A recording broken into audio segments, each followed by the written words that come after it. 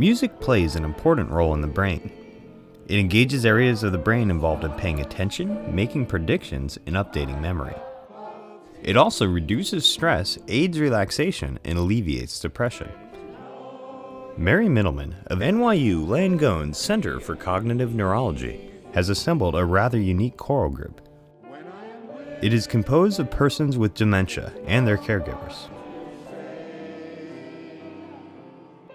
This chorus has the potential to improve their quality of life, help them to communicate with each other, and provide pleasure to all participants.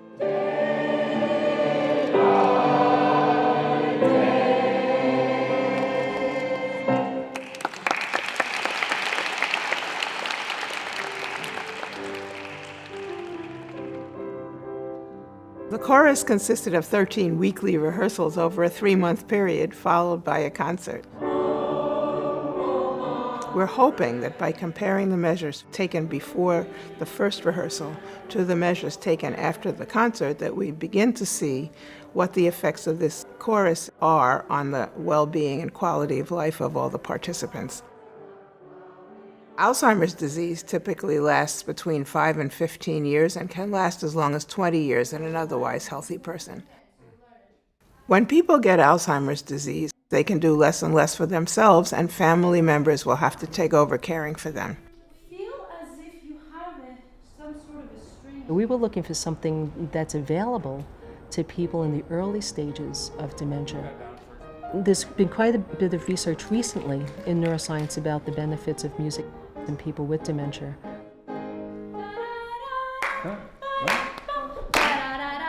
I did see that they were able to retain a lot of information.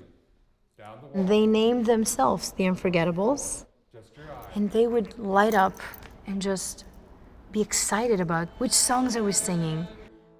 What happens in the brain is you have these neurotransmitters that bring a lot of sense of well-being and happiness when they're singing. There was a lot of hand clapping and feet stamping and finger snapping, and this seemed to wake them up. We would see how they would interact among themselves more. Since they're able to remember these songs, it gives them an opportunity to communicate. They can reminisce together about things that have happened in their past. So we're married 42 years. I was diagnosed in 2009. I had to leave my job. Anita's not Anita that I used to know. And she forgets sometimes, and she would say, "What time is it?" or "What day is it?" And I used to say, "How many times are you going to ask me?" I used to get frustrated. This is really a boost. It really helps.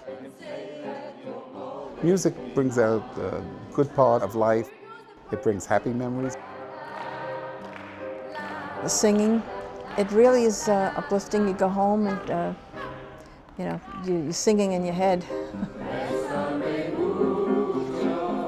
This singing group, it bonds us, and we have a lot of fun together.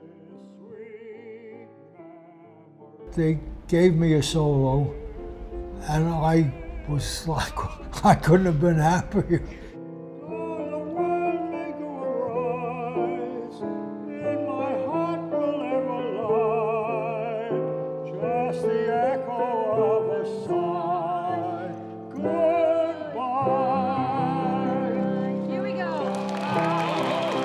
I've known Tom for about 35 years. He's my partner. I notice now that it took a longer time to get to where he was going. That was probably the first sign.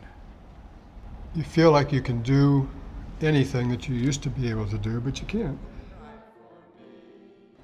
My main interest in coming here was, besides to help him, is to get some support system.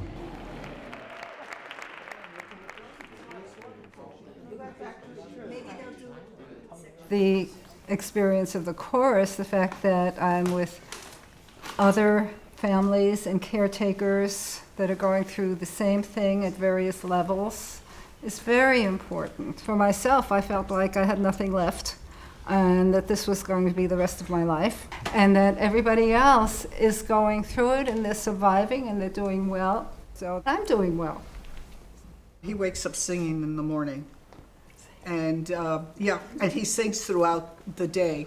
There are songs that he remembers. And I mean, his memory in relationship to the songs has also astounded me because he remembers the words. No pill is necessary. Replace it with this. It looks like this is the kind of experience certainly the people in the early stage and their family members can enjoy and benefit from. We really hope to do a much bigger study because this is a very small sample. It will need to be studied in a more rigorous way, which requires funding. It's really important to invest in research because if programs like this provide evidence of their effectiveness, they can be very helpful to people with dementia and their family members.